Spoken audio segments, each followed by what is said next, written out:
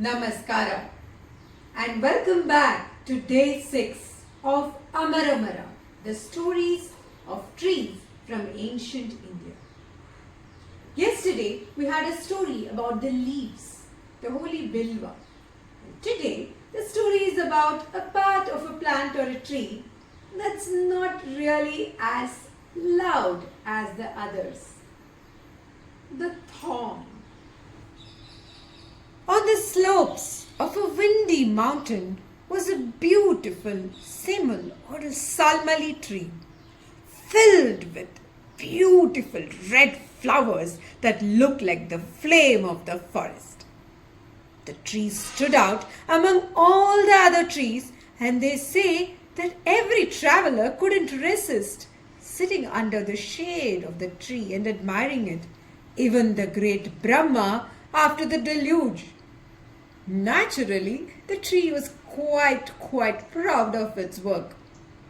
One day, sage Narada happened to come along that slope and saw the beautiful tree. Looking at the tree, he said, "Oh, great Salmali tree! Looks like you have the grace of the wind god. All the trees here have shed their leaves, but you stand full." The Salmali tree looked at Narada and said, "Wind god, it is all because of me, my dear Narada. What can the wind god do to me? After all, I am the greatest tree." Well, Narada, the troublemaker, decided to take this news to who else but the wind god himself. When the wind god Vayu heard this, he was livid with rage. How could somebody tell that?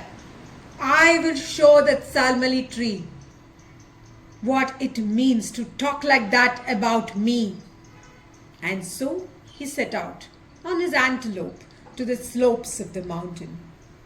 When the Salmali tree heard that the wind god was approaching, he shuddered in fear. He knew that he had stepped one step too much. As he shuddered, all his leaves and flowers dropped and goosebump-like extensions appeared all over him. Thorns. When the wind god Vayu came by, he knew that the Salmali tree had learnt its lesson and returned. I found this interesting story to be probably a mix of the Puranas as well as folk tales.